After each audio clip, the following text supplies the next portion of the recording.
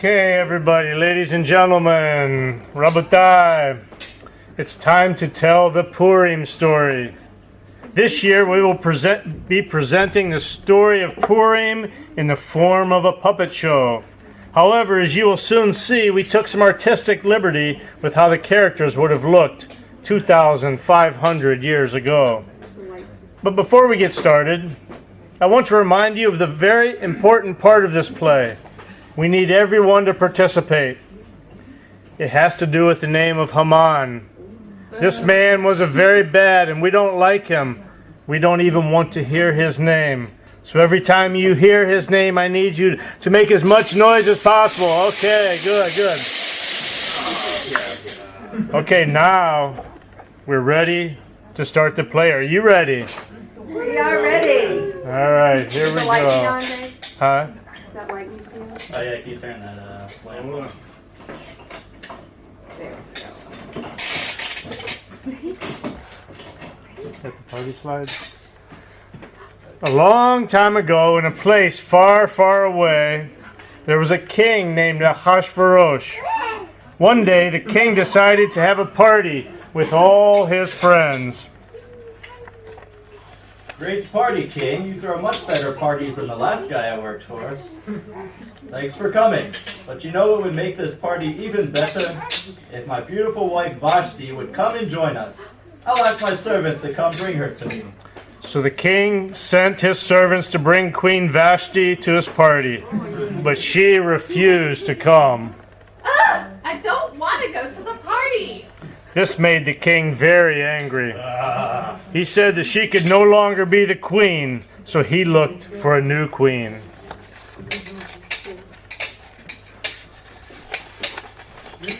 In the kingdom, there were two people named Esther and Mordecai. Esther didn't have any parents, so her cousin Mordecai raised her like a father. It's also important to know that they were both Jewish. Mordecai wanted Esther to go to the king and try to become the new queen.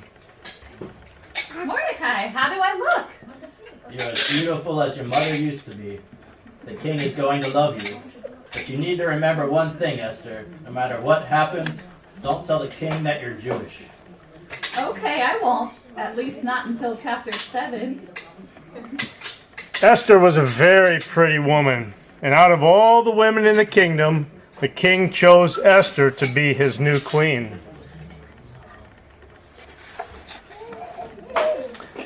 After this happened, the king promoted Haman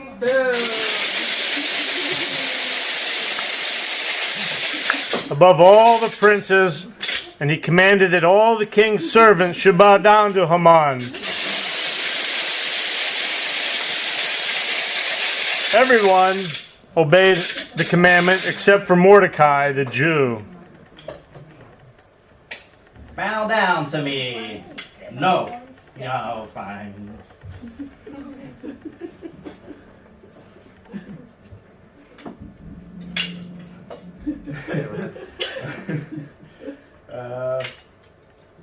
Mordecai, why are you disobeying the king? Why don't you bow to Haman?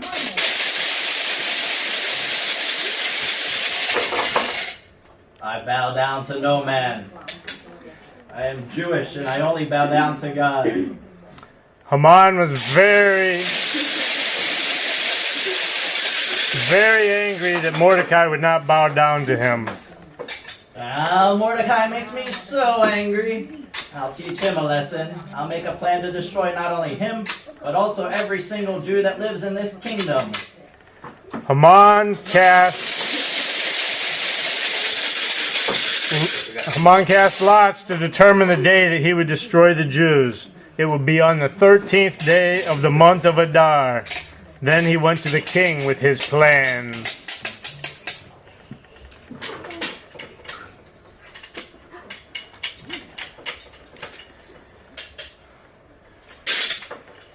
My dear king, there is a strange group of people that live in your kingdom, the Jews.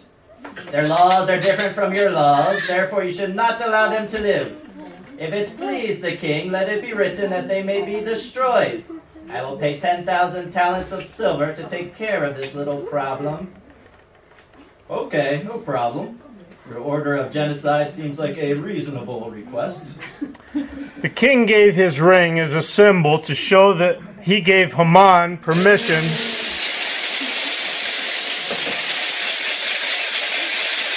to do all that he wanted to the Jews. Haman then had the scribes write his commandment to kill all the Jews in the kingdom. All Jews are to be destroyed, young and old, women and children. They are all to be destroyed on one day on the 13th of Adar, and then take all their property.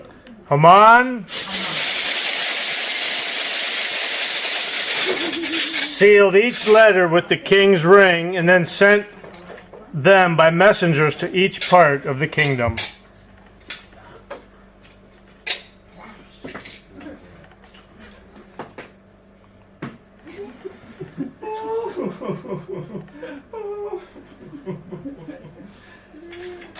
Mordecai heard about the commandment and was very sad. He ripped his clothes and put on sackcloth and ashes. He went into the city and shouted out bitterly. Mordecai decided to ask Esther for help. Esther sent her servant to talk with Mordecai. Mordecai, Esther wants to know what's going on. Please tell Esther that Haman has commanded to kill all the Jews in the kingdom, and he's promised a lot of money to the king to do so. Ask Esther to go to the king and seek mercy for her people. Mordecai wants you to talk to the king. This is what I want you to tell Mordecai. As you know, no one can come to the king unless the king invites him or her to come to him. Everyone that comes to him without an invitation will be put to death, unless the king will hold out the golden scepter. But I have not seen him for 30 days. I don't know if he'll accept me or kill me. Please tell this to Mordecai. Esther says she's scared. Well, you tell this to Esther. Esther, don't think that you are safe in the king's house. You are also a Jew, and if you keep quiet right now, then someone else will come to rescue us. But you and your father's house shall be destroyed. Who knows whether you have come to the kingdom for such a time as this? Mordecai still says that you need to do it. Fine. Tell Mordecai to gather all the Jews together in Shushan and fast for me, and don't eat or drink for 3 days. I will also fast, and then I will go to the king, and if I perish, I perish.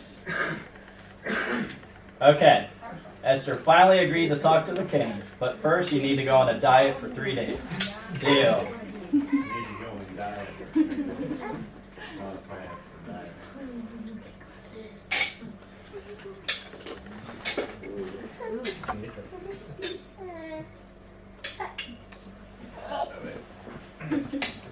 need to go back one. Right there? Yeah. Okay. On the 3rd day of fasting, Esther went to the king.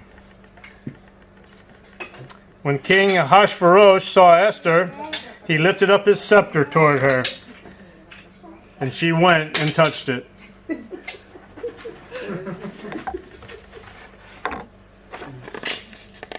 My dear Esther, what do you want? What is your request that shall be given to you up to the half of the kingdom? If it seems good unto the king, let the king and Haman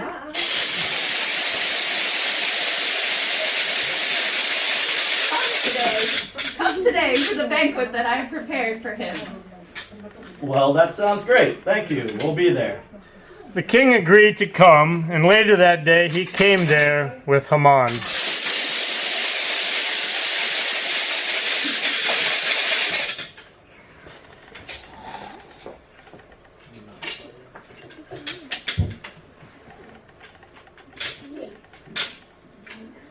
Esther, thank you for inviting us to your banquet. So, what is it you wanted to talk to me about? After a meal like this, I'm ready to give you anything you want. Well, if it seems good to you, then for now, all I want is for you and Haman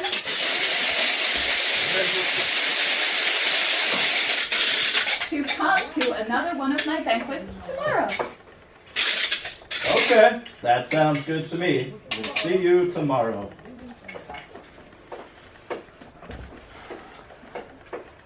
Haman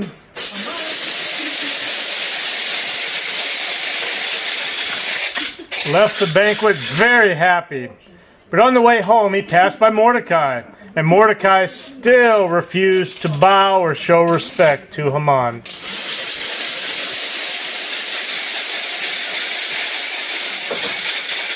Bow down to me. No.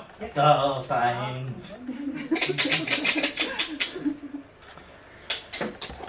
Haman was very angry about this. But he just kept on walking home. Once he got home, he spoke with his wife. Hey, honey, I'm home. Oh, hey dear, how was your day? Well, things were going pretty well at first. Queen Esther had me and the king over for a meal. So that was pretty nice. She also invited us back tomorrow. Do we have plans? Anyways, on the way home I saw that stupid Mordecai again, and he's still not bowing down to me. It just really makes me mad. Well, dear, there's only one thing to do. You need to make a gallows 50 cubits high so that you can just hang Mordecai and get rid of him once and for all. That should solve your problem. Just mention that to the king tomorrow during your little meal together. This idea made Haman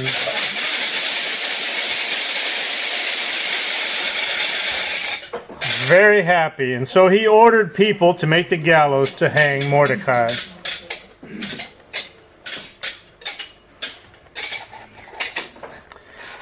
In that same night, the king couldn't sleep, so he commanded his servant to bring the book of records to read to him.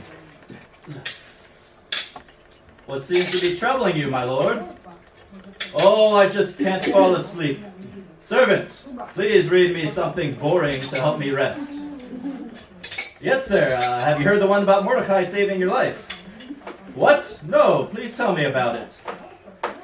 Well, basically 2 men had a plan to try to kill you, but a guy named Mordecai found out about it and told the guards. This is the first time that I'm hearing about this. And what honor has been done to this Mordecai for saving my life? Well, nothing really. I think we may have given him a gift card or something. I see. Wait a minute. Who is that I hear coming? At that very moment, Haman came into the room since he wanted to request the hanging of Mordecai. Aman! I need your opinion about something. What shall be done unto the man whom I want to honor? Haman thought to himself. He thought the king was speaking about him. Well, if I were you, then I would dress him in the king's clothes. Let him wear the king's crown, and let him ride the horse that the king rides. Also, let one of the king's most noble princes walk before this man and shout, "Thus shall it be done to the man whom the king wants to honor." Great idea, Aman. Quickly, take the royal clothes and the horse, and do this for Mordecai the Jew. Make sure that you do it just as you said.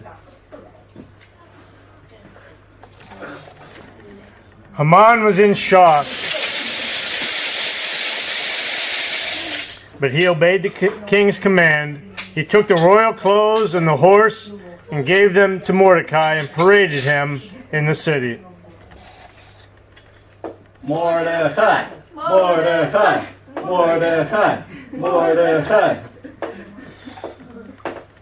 Afterwards, Haman and the king went to Esther's second banquet. So, Esther, seriously, what is your request? Just tell me and I'll give it to you. Well, if it please the king, then please save my life and my people. For there is an order given that I and my people should be destroyed. What? Who is he and where is he that wants to kill you and your people? The adversary and the enemy is this wicked Haman! What?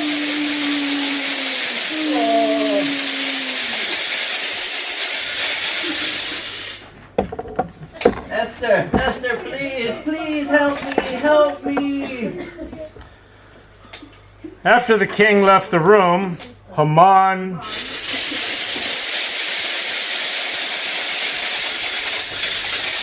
was very scared, and he fell on Esther's bed to plead for his life. Just then the king returned. Hey, what's going on here? When the king saw Haman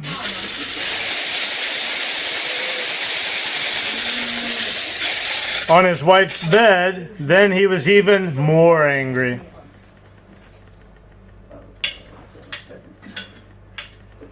Behold, my king, Haman. He just had us make gallows out of wood at his home so that he could hang Mordecai on them. What? No! Don't hang Mordecai, hang Haman!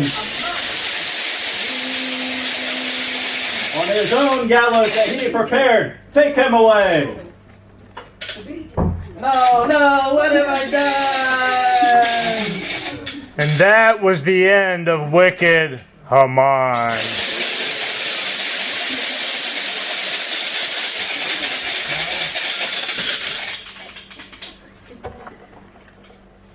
Afterwards, Esther came to the king and told him that Mordecai was her cousin.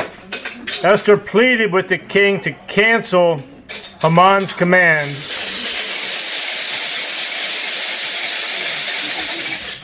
to kill all the Jews. Please cancel the command that the wicked Haman commanded about my people. I can't stand to see the evil that will come to them. Well, dear, I can't cancel a command that I've already signed. But you and Mordecai can write a new command that allows all the Jews to defend themselves against anyone that tries to hurt them. So Mordecai wrote a new commandment and sent it to everyone. On the 13th of Adar, all the Jews gathered in all parts of the kingdom in order to defend themselves against those that wanted to hurt them. It was a great victory for them. Mordecai sent another commandment to all Jews to establish an annual holiday on the 14th and 15th day of Adar to remember the day that God turned their sorrow into joy. It was a day to send presents to one another and give gifts to the poor. And this holiday is called Purim, because of the poor, or the lot, that the wicked Haman cast in order to determine the day that he would destroy the Jews. But in the end, Haman